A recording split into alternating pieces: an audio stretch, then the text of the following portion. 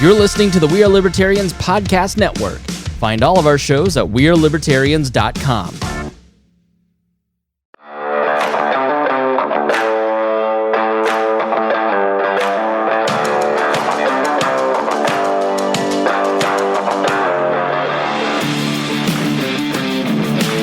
Prepare yourself.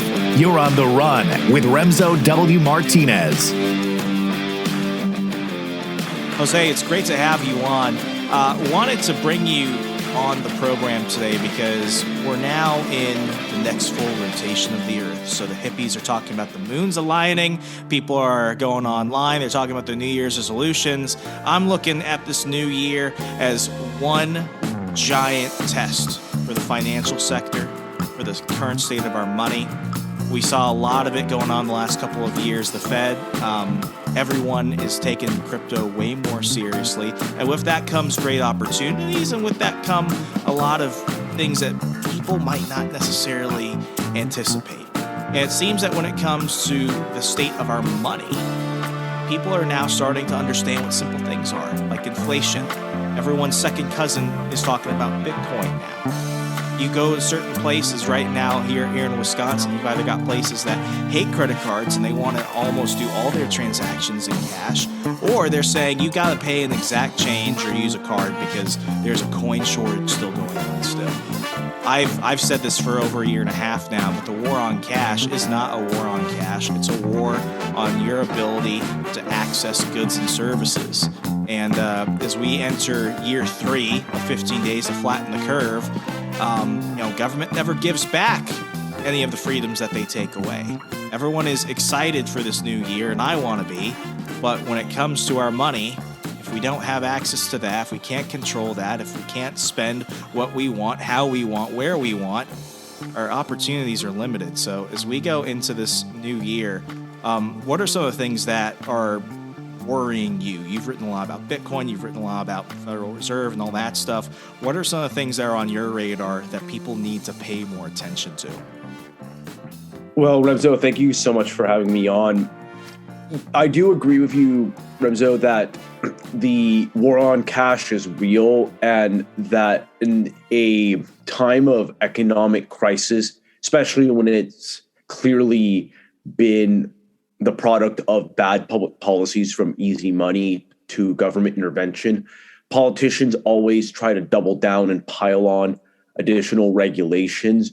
And one way they will do so is by really attacking the concept of holding cash, or like the use of cash in general, because they think that it's being used for a lot of illicit activities and other stuff that the regime doesn't approve of, when cash has been, generally speaking, one of like the most useful ways for people to transact and also basically safeguard their wealth from the prying eyes of like the political establishment, and now a lot of corporations that will spy on them. And one way I think they will try to do this is like through the promotion of like a government sponsored digital dollar or some other like state crypto projects where the ruling class has kind of picked up on the fact that cryptocurrencies and other digital forms of money are here to stay. So they want to steal that thunder and channel the energy into like a more establishment-based form of money. That's what I fear a lot the most. But also, I think too, as well, like with regards to money, one of like the unique value propositions of Bitcoin and other cryptocurrencies is the fact that they tend to be censorship resistant and offer some degree of privacy compared to legacy monetary systems. And as a result, the political class just goes nuts when these monies emerge because of the fact that they do want control, and they see this entire COVID-19 pandemic and the government's response that has caused this total economic dislocation as a unique opportunity for them to roll out new social and economic experiments that are not exactly conducive to economic liberty, individual freedoms, and sustainable economic development. Yeah, I mean, we're seeing this in Nigeria right now. I think they have something called the sand dollar, which they're going to be rolling out, and they understand that that's going to cause their current currency to devalue, but what they're hoping is that you have enough mass adoption, you'll be able to go ahead and get more people on board. It'll go ahead and bring more business into the country. I mean, Africa is one of the fastest growing continents in the world in terms of access to cryptocurrencies. It's also the number one continent for the most unbanked people in the world. So these are people who don't have access to the basic financial services that we have here in the United States. So, I mean, I think somebody called it a $22 trillion opportunity in which, people throughout the continent will have access, whether it's through Bitcoin or whether it's through these state-sponsored currencies, to the global market. Shouldn't that be one thing that we can look at this situation and say, listen, this idea of like a Fed coin or a state-sponsored coin, yeah, that's not great. But if it gets more people into the market, if it gets more people working, and if it gets them exposed to all these other competing cryptocurrencies out there, wouldn't we consider that a net positive? Well, I think that's how a lot of these governments will try to cleverly market these schemes to get a lot of people that probably don't really know how the state operates into the fold, but that this is really just a way to, I think, just consolidate further control. And you see this all the time. It's like the classic bait and switch, because a lot of politicians, they do have to get clever with the way they market their schemes and get with the times, because the fact of the matter is the crypto genie is out of the bottle. And I think that all these states have recognized it. And that's why you're seeing governments from your typical Western liberal democracies to even authoritarian governments release some type of crypto or some type of digital money proposal. But the devil's always in the details when you deal with the state. They may have like really fancy marketing with regards to how like they say this scheme will boost economic growth and all of that, but then like you don't read the finer details, the fine print, where it comes with a ton of other ways that these states will consolidate their hold over people by tracking their information and potentially even like blocking their ability to do certain transactions, because in effect what they actually rolled out is really a fancy Western style social credit scheme, if you will, because I think that also the digitalization of money, especially in state hands, is the way a lot of these governments will try to replicate like the Chinese social credit model, but give it like a more Western managerial twist to it. And that's why I think that like the war on cash actually does have a silver lining though. And I think because we don't really operate in a vacuum any longer, and that war on cash does make the cryptocurrency alternatives much more attractive. And the more these states try to overreach and push these fantastical digital money schemes, I think you're going to see a greater distrust of the fiat money system altogether. And one of the biggest silver linings, in my opinion, of like the entire COVID-19 disruption is that people have begun to lose a lot of trust in legacy institutions, and they're much more likely to experiment with new economic arrangements, such as adopting Bitcoin or just getting into alternative investments altogether, because the current system can't hold and it's generally a losing game. And really what these states are doing with digital money is just rearranging the chairs on the Titanic at the end of the day. Hopefully most people will pick up on this, and we're already kind of seeing it in real time that the heightened adoption of cryptocurrency is representing a form of like a vote of no confidence in the system. And the best thing we could do right now is to probably encourage more people to kind of like semi opt out, or at least consider the alternative of cryptocurrency in light of the present fiat system. Yeah, and you mentioned something earlier, which is so key. The devil's in the details. There seems to be this almost gut reaction defense that some people on the right, like you and I, throw out when we hear certain terms like blockchain, decentralized, private. What really bothered me was I think it was in the summer of 2021, in which the state of New York was thinking about creating their own blockchain system in order to basically get people to opt into the digital vaccine passports. And that was a horrendous idea. Then it's still a horrendous idea now. That would be terrible. But you had some people like at certain think tanks who were like, oh, well, we should explore it. It's blockchain based. People would have the voluntary option of opting in. And I'm like, just because it's blockchain does not mean it's good. That it's a technology. Yeah. It's not a net positive just because they go with that. It's like saying we want machines versus hanging chads. It doesn't matter how you do it. It's still wrong how you're implementing it. And I get really nervous now because one of my favorite finance and investment gurus is Kevin O'Leary, Mr. Wonderful. Kevin O'Leary has gotten into the decentralized finance space. He started WonderFi. He used to be a giant Bitcoin enemy, and now he's really big into Bitcoin. But what makes me nervous is when you have giant, we'll put them in the institutional investor category. You look at guys like Michael Saylor. You look at people like Cathie Wood from the ARK Investment. They're all people who have very, very connected ties with the political class and then with the business elites and the banks. And they're the people pushing for the most regulation. They're the people that are pushing that all cryptocurrencies are hard assets, like, a stock or something else like that. It's not transferable cash.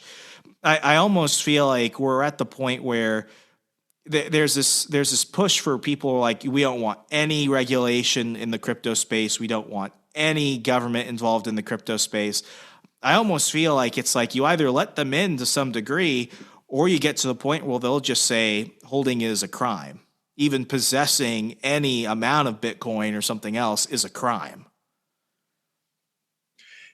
Yeah, there's like some truth to the fact that as cryptos become more popular and they get like more institutional money, you'll see people ultimately try to impose like their own vision for the technology and try to regulate it or micromanage it.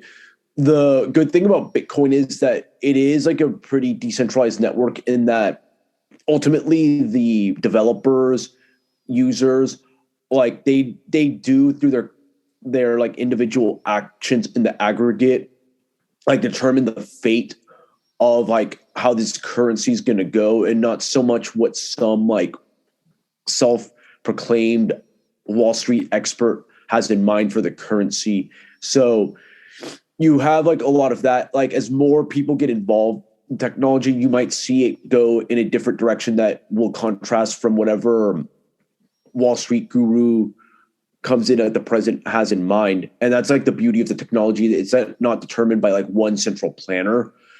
That said, a lot of these communities, there's a lot of people with a lot of skin in the game, and there's a case to be made that like a healthy degree of gatekeeping is needed to make sure that like the technology is not used for like very nefarious purposes or something that advances like the regime's ends. And that's like with any kind of technology, because technology tends to be value neutral. It's just that what I see with Bitcoin and other cryptocurrencies is that it emerged in a free market as opposed to like fiat money.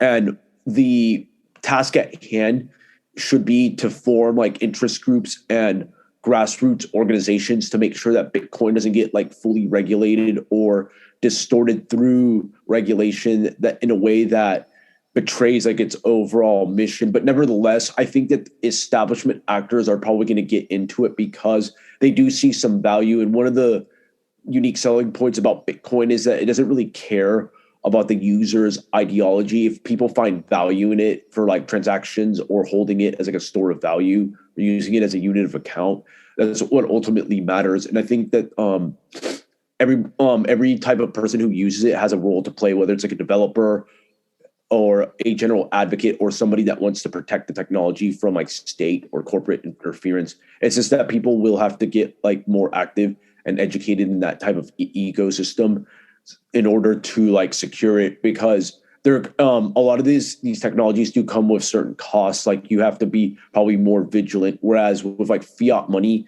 yeah, it's already established and you don't have to like worry about like its security and all that, but it comes also with massive costs through the form of inflation and other forms of government control. All these types of technologies and medias of exchange, they have their trade-offs, and people have to be willing to assume certain responsibilities when they adopt one or the other. Yeah, and I mean, you bring up something which is important, which is how people are using it is ultimately going to determine how the entire ecosystem of, like, let's say Bitcoin will go ahead and change and adapt as people come in and they do different things with it. And I mean, I'm not one of those people who thinks that a complete destruction of the dollar is as good as we might necessarily think sometimes, because with every action, even the most positive of actions for the best of intentions, they always end up with, you know, very severe results that we either have to admit will come, or we just hope that they don't occur. And then when they do show up, then we have to deal with it.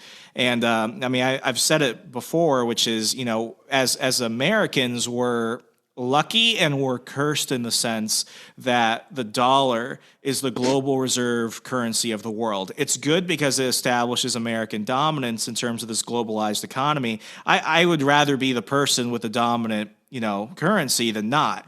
But at the same time, that also has gone ahead and that's created dollarized countries like El Salvador, where they realized that, you know, if they were poor and they thought if we just use the dollar, maybe things will be better. But then inflation hurts us here, but it really hurts them there. So what they do, El Salvador moved to Bitcoin, and other dollarized nations are considering that. But, you know, my thing is, I still feel that you've got even some people in the crypto space are saying, who cares if the war on cash eliminates cash? We'll have crypto. I'm worried about the millions of people in the United States who, you know, they're elderly, they're not as technologically astute as maybe we are.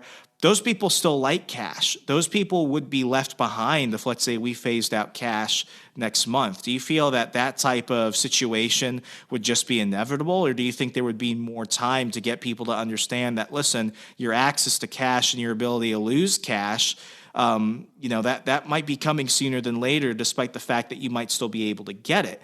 You should get on to crypto. You should get on to these other forms of, you know, digital currency before, you know, you can hold the cash, but you can't do anything with it. Yeah, I agree with that. Yeah, there's some, the crypto space has a diverse set of like opinions in regards to cash and like other forms of money. I still think that there is value in cash, and that it is like a kind of check against like the transgressions like the state can use against people's ability to transact and conduct other forms of economic activity. I think that in of itself, and like some of the privacy implications, merits like a defense against like state encroachment. I'm not one of these people that just sees it as like super primitive. I mean, a lot of like progressive reformers and whatnot said the same thing about gold being this horse and buggy type of technology as a way to like justify its banning in the 1930s and just overall regulation. I think like on its merits, like cash, there's a lot of ways to defend it. And while I do think like any type of attempts to attack cash will incentivize probably more cryptocurrency adoption, I'm not one of those people that thinks cryptocurrency adoption is going to happen in one fell swoop. I tend to be more gradualist, and I actually do think that what augurs well for Bitcoin and other cryptocurrencies is that people tend to be adopting it more gradually over like at a slow rate, as opposed to really meteoric growth. Because even a lot of projects with very meteoric growth, you should be like the most skeptical of, because a lot of that stuff tends to be fueled by a lot of like mass hysteria and crowd movement, as opposed to people like rationally taking their time to adopt it. And I think sometimes like some of like the better things that happen tend to happen more in the long term as opposed to the short term. I'm not big into like short-term fixes or overnight success projects. Actually, those are the type of projects that people probably should be the most skeptical of nowadays. So I think that like slow and steady will ultimately win this race, and people should still always remember that like the state will find ways to mess with us, whether it's like the war on cash or any type of attacks like on alternative investments. And we shouldn't necessarily think that that we're going to be heading into crypto utopia in like 2022 or 2023. It's probably going to be a drawn out fight, but it's probably better because these type of processes allow for like the people that actually have like the skin in the game to make the contributions. And then like we're able to like filter out which are the people who are just in it for like a quick buck or whatever. What do you think about more of the institutional firms getting involved in crypto? I think it was Cointelegraph. They went ahead and did a report in terms of who spent the most money on crypto related ads and what online in 2021. And what shocked the hell out of me was that Jamie Dimon's JP Morgan Chase spent more money on crypto related advertisements than anyone else. And just going a few years ago, Jamie Dimon and JP Morgan, they were going ahead and saying, this is nothing. It's not real. It's a fad. It's a tulip craze. Ignore it. Now you're getting them and you're getting all these other banks, USA, Bank of America. They're all jumping into this because their clients want to diversify and they want that exposure to the crypto sector. I mean, in Canada right now, I think they just approved their first Bitcoin-based ETF. So, I mean, the fact that they're all getting involved with this now, it's like what you said earlier, the crypto genie is out of the bottle. But, you know, just like with government, do you find it to be a net positive or a net negative that now these dying banks are like, okay, we better get on with crypto or else we might get left behind with the rest of them? Generally speaking, somewhat of a positive, but ultimately what is going to like determine the fate of like Bitcoin and just in general, like the overall ecosystem or like the so-called like hodlers of like last resort, who are more like the ideologically focused Bitcoiners and other people that kind of understand the technology and are like much more invested in it. And as long as those ranks grow with like people that are ideologically committed to it, that's what's going to ultimately secure those networks and make it more popular, because a lot of this institutional money tends to come and go. It's generally a good thing that people start getting into it, because even like these institutions, they have like clients that organically probably understand that cryptocurrency has like a legitimate value proposition in this era. And as a result, these dying institutions have to kind of adapt. But I think at the end of the day, it really boils down to getting more like high value hodlers and users that are willing to like secure the overall infrastructure for Bitcoin, and just also getting more involved in the network.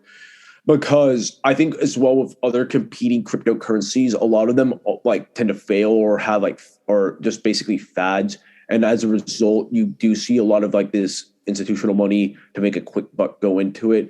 But what I'm more concerned is with just getting more like true believers in the technology to help promote it and also defend it from potential state incursions, because a lot of this institutional money will come and go. And at the same time, you will have to get like some degree of elite buy-in, and it probably makes more sense to have like people from these legacy institutions that have actually bothered to do the research to kind of commit to it, because that helps as well. Because people can be wrong about a thing like 5 years ago, but then learn the error of their ways. So I'm not exactly like saying like these people joining in are a net negative, as long as like they're kind of joining in for more about like boosting the overall infrastructure as opposed to just going in to make a quick buck. Because you do kind of see that more, the latter behavior in a lot of competing cryptocurrencies, as opposed to like say like Bitcoin or other well-established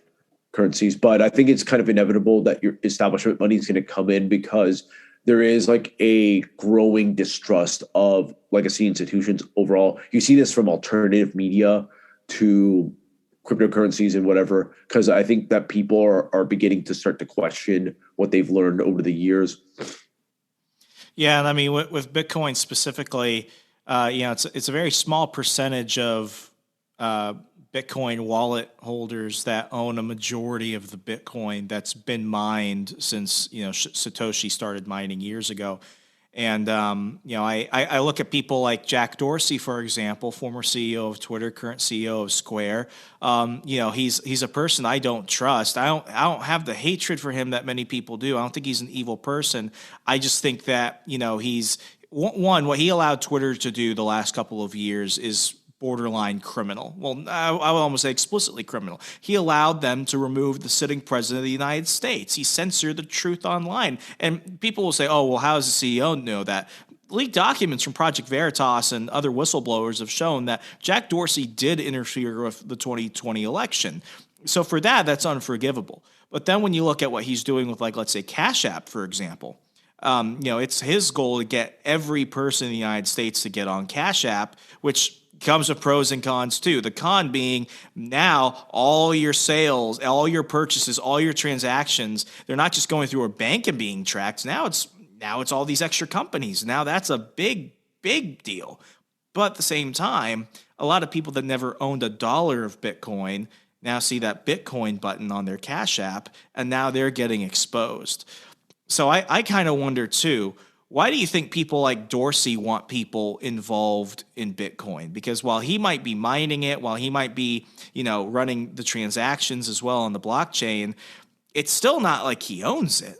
What do you think his incentive is for trying to get more people into Bitcoin? Yeah, I'm not really sure with a lot of these tech people. I mean, a lot of them do like the idea of like digital currencies because it's kind of like in lines with like their vision of like a more like innovative future, and Bitcoin kind of manifests it. But with these types, there's also kind of they kind of project their vision and agenda for like the world onto Bitcoin when Bitcoin really does like something different like altogether. And that's kind of like the beauty of the Bitcoin network. It doesn't matter what your overall like vision for Bitcoin is or whatever. If you find use in it, like as a medium exchange or like store of value, you're going to do that. And also that's with the other users as well. And I think like they kind of see it like as a innovative solution. Like for me, I see it basically as an alternative to fiat money that's like nominally censorship resistant, and it's pretty much has like a limited supply of like 21 million coins. And those are like the unique features that I like about it. Well, for Dorsey and them, I think they see it kind of like as a progressive technology, but I think they might see it much more to like move like their overall agendas. But I think Bitcoin does have limits. Like, I don't think like it's going to serve like the function that Dorsey or other big tech people have with regards to like their vision for the future. But like, if they want to like promote it or whatever, like go ahead. But I also think that Bitcoin, it might not be like as as expansive as some of like those other people think. And that's why some of these CEOs then hop on to like some like new cryptocurrency or promote some other novel idea. And we should like kind of like remember that like Bitcoin's like vision, I think, tends to be like much like more simple in the sense that like it is like kind of answering like questions about like the failures of fiat money that we've seen over the past century, as opposed to like some like grand like techno utopia that will like fundamentally transform like the way we do like even like basic interactions, which is what I think some people in the crypto space think. And I think that's a bit pie in the sky, but it's like whatever, as long as like people still encourage like as long as like Dorsey and these others encourage people to at least like learn the technology, learn how to use it, like learn like best practices for like storing your Bitcoin safely, I think that's fine. But it's basically an experimental money, and we're just living it in real time and seeing how it plays out. But I think the key is that people, most importantly, do their research about Bitcoin, not hop on because some guru on the internet said do so. Like watch like some YouTube videos, read about its history, read about like general like what is like money and how monetary experiments have played out over the past millennia, and then come to the conclusion about whether you should adopt Bitcoin or other cryptocurrencies on your own. Yeah, and I mean, I as much as I believe in cash as, just the simplest, easiest way of transferring value to value from people. I mean, it's getting to the point where people are starting to see that their money is disappearing there, and their access to control it privately is it's basically non-existent. I mean, one thing I warned about at the beginning of 2021 was that the next big phase in cancel culture specifically would be the debanking of people, the unbanking. We saw a bunch of banks go ahead and liquidate. Well, they didn't liquidate Trump's assets. They went ahead and basically, canceled his accounts. They wrote him a check and said, "Here, take your money. You can't hold it here anymore." Well, it's really hard to, grow your money, store your money when it's all just in cash. That is one of the primary functions of a bank. But with that, that's another reason why conservatives are now starting to realize that whether it's unbanking or denial of payment processors or anything else, crypto may have been your enemy when Fox News didn't like it 4 or 5 years ago. But now you look at it and it's going to be your only friend, because like what you said earlier, it's a technology. It's a neutral factor. It's the intentions and the actions that go behind it and, apply it going forward that ultimately matter. So, but before we head out, I'm just curious, the Fed coin, the digital dollar that many people are talking about, Janet Yellen, Jerome Powell, a few years ago, I would have said, do you think we're going to see something like that in our lifetime? I'm curious, do you think we're going to see anything like that this decade? I think you'll see attempts to impose that, but what you're seeing overall, though, is that people have gotten so distrustful of the way things work in DC and just like the overall corporate climate as well, that even if they were able to impose that, you would definitely see an accelerated growth in the overall alternative crypto space, especially among Bitcoin, that I don't think they would be able to as successfully impose that type of project on people. I actually am pretty optimistic in the long term for cryptocurrencies, because the reality is people around the world, for diverse reasons, for political all the way to practical economic reasons, are becoming more acquainted with technology, because we do have like the internet, which has allowed for countless people to exchange ideas and learn about new technologies and practices that will make a lot of like the state's activities in these spheres obsolete over time. And so I do think that we should always be on guard in the short term, because we're still dealing with like really like parasitic elites that want to enact all sorts of fantastical projects that interfere with our wealth building processes and also that infringe on our basic liberties. But at the same time, we also have a legitimate alternative that's slowly being built that can offer like a new off-ramp for people that I actually don't think will be that disruptive. I do defer with some people in the crypto space that like the fiat money collapse will be some like catastrophic element that will eventually lead to the rise of Bitcoin. I think that the rise of like Bitcoin and other cryptocurrencies is happening concurrently in a manner that can like basically serve as a cushion in case we have like a so-called systems collapse. So I think that the future is not so bleak. Nevertheless, like people should always exercise vigilance and prudence when it comes to what's going on around us, because we're still surrounded by a lot of people that like the idea of controlling others. So people should always keep tabs on all levels of government to just make sure that they don't try to hoodwink us into accepting another set of tyrannical schemes. But I think at this point in the game, we finally do have a technology that, generally speaking, aligns with a lot of our interests, and it's also building a new class of elites or at least aspiring elites that can change the entire conversation of how we view money and economic affairs. And as long as people keep getting involved in this network and building it, we will have like a legitimate alternative that people can turn to and constructively use to secure their not only their wealth but also their freedoms. And that's the most important thing at the end of the day. José, thank you so much for joining the program today. You've got a Substack. You're on Twitter. If people want to go ahead and subscribe to that or follow you for everything else that you do, and you do write regularly as well as your subscribe to your 2 podcasts, how could they do so? Yeah, you can follow me on Twitter at José El Niño. That's for my basic like political commentary and just my random thoughts.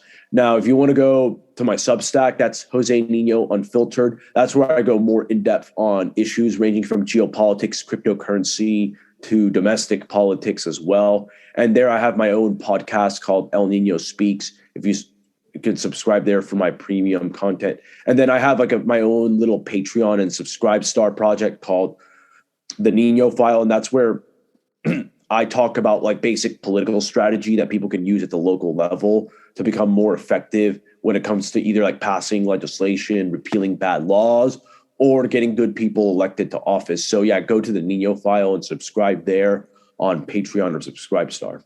And folks, I'll make it easier for you. I'll just go ahead and put everything in the show notes today. José, thank you so much. Folks, before I let you go, please, it costs you nothing, but it means everything to me. A 5-star rating and review on Apple Podcasts, Google, Stitcher, wherever you're listening to the show across Al Gore's amazing internet. A 5-star rating and review allows folks like yourself to go ahead and listen to conversations like these with José. So as always, we'll be back later in the week. Be safe, be good, and I'll talk to you later.